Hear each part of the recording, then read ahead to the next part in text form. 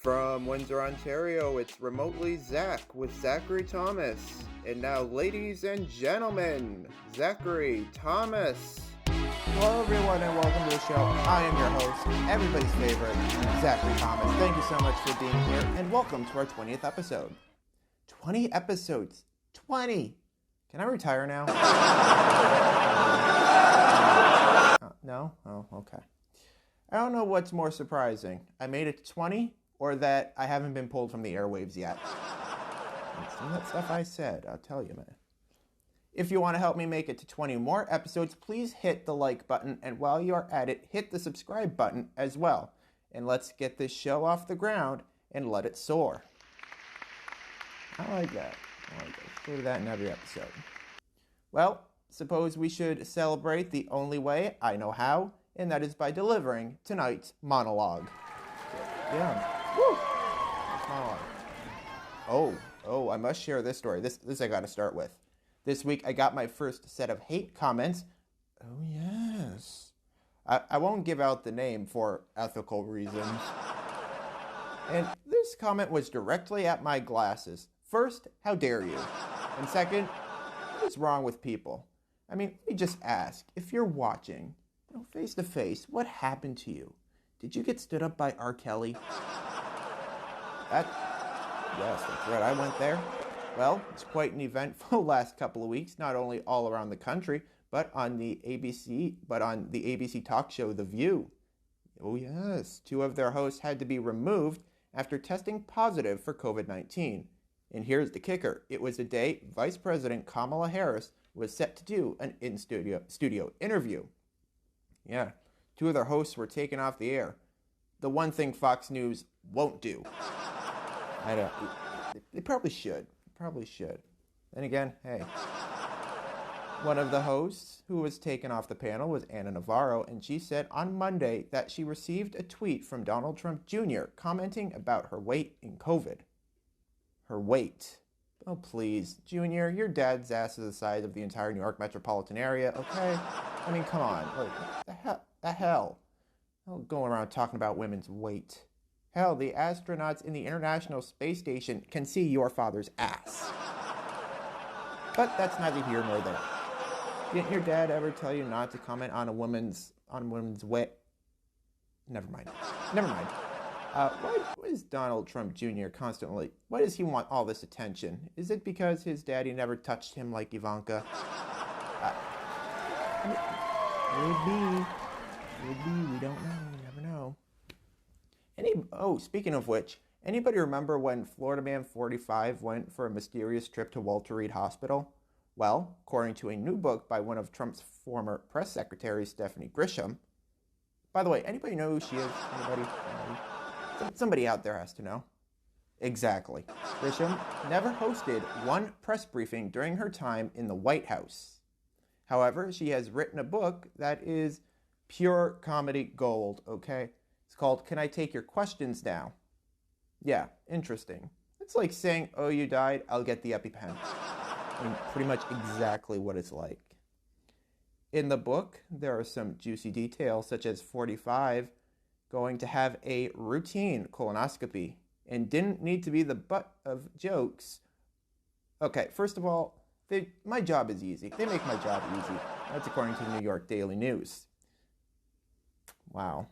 It is also being reported that 45 avoided anesthesia because he did not want to give the power to Mike Pence. Yep, 45 went in for a colonoscopy. They didn't find anything except Sean Hannity, but that was it, really. That was it. Move over, Sean. Yep, they searched his ass with a camera, and he still didn't win the Emmy. As for any good TV host, but wait, there's more. And this is my favorite part. According to the book, Grisham said that Floridaman 45 called her about his penis. This was due to Stormy Daniels writing in her memoir, quote, said that his penis was smaller than average, but not freakishly small. He knows he has an unusual penis. It has a huge mushroom head, like a toadstool. Of course, Grisham said he called her from Air Force One to assure her that his penis was not small or toadstool-shaped, as the porn star Stormy Daniels, oh, shut up, it's 20 episodes, I could mess up, had alleged. Yeah. I hope she was getting paid a lot for this. I mean, come on. This news coming out of Washington, Republicans shot down a bill with Democrats that would raise the debt ceiling, which would avoid an economic catastrophe. But, as you can imagine, the Republicans shut it down. Oh, Moscow Mitch. America could go broke, and this means they would have to send Joe Biden out to ask for spare change. Spare change? Spare change? Help somebody out, spare change? Spare change? I got a great show for you this evening. Stick around, I got a brand new segment, and we'll be talking weird news. So again, please, stick around. We'll be right back. They're back. Change? Spare change? Anybody want spare change? Hey, I got a question for you viewers out there. Do you guys leave Post-it notes? Like, if you ding somebody's car and leave a note saying sorry? Anybody do that?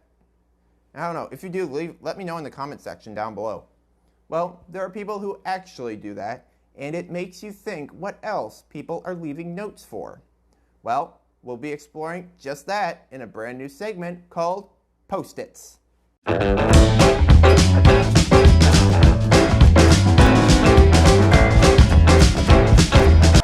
gonna have to remind myself that it's Postits, not post-tits. It's Postits. They're very different, but they sound the same. Anywho, all right, this one here is, when you bring a girl or a guy back and it's your first time, well, take a look at this note. Thanks for the bad night, or thank you. Poor guy.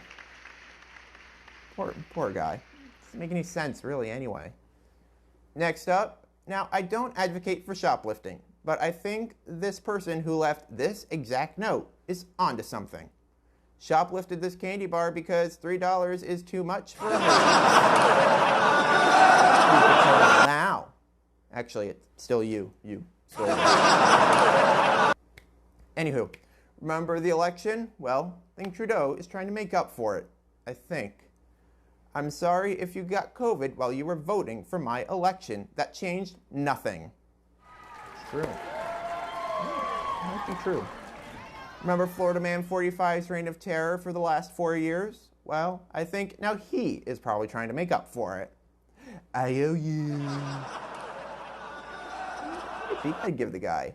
I mean, wait, go back. Go back down there. What's that? What's that? And another turn. Well, that's it for Post-its. I'll be right back with the weirdest news found on the internet. So please, join me. They're not running again. Jesus Christ.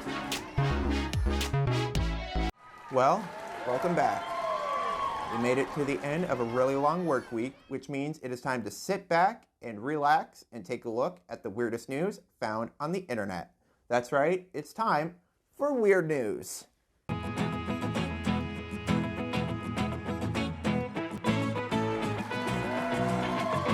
Quick question, where would one find a cow?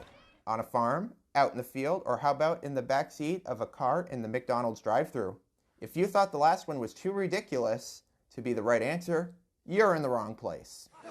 Well, that is exactly what happened in Wisconsin. According to the Huffington Post, Jessica Nelson of Moosonee was at a McDonald's in Marshfield recently and said she looked up to see a cow in the back seat of a Buick sedan, 3 cars ahead of her. You know, the normal sight. That's the normal thing you see in a McDonald's. It was revealed that the owner bought the animal at an auction. You know what that sounds like? That sounds like a bunch of... It gets it. Time to go to a place where that happens a little more often than you think. It's time for...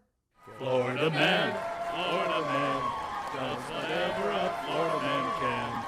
Look out, here comes the Floridaman. On this edition of Florida Man, even in Florida, the criminals just can't get it right.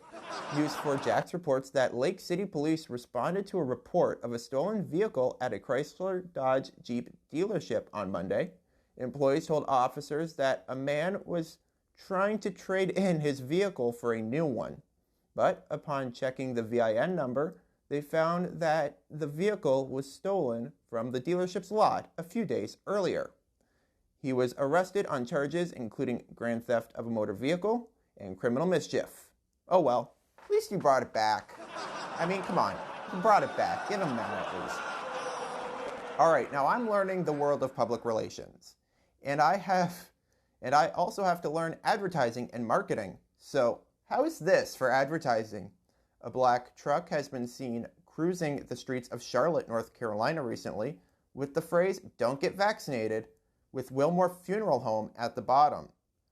According to thedrum.com, anyone following the web link to Wilmore Funeral Home will soon find there is no such business. However, instead, it is a morbid joke developed by enterprising ad agency Boone Oakley to turn heads and drive interest in StarMed Healthcare's COVID-19 vaccination program. Wow. That's some good stuff.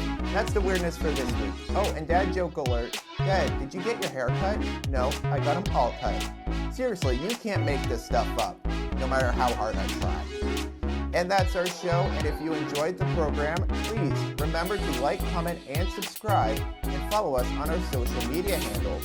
Those links are down below in the description. I've been your host, Zach, and I'll see you next week. Same place, same time. Good night. If you made it to the end of this video, remember to please like, comment, and subscribe to the channel, as well as give us a big old thumbs up. And also, check out our other videos here as well. Please, I'm not allowed to get up until you do.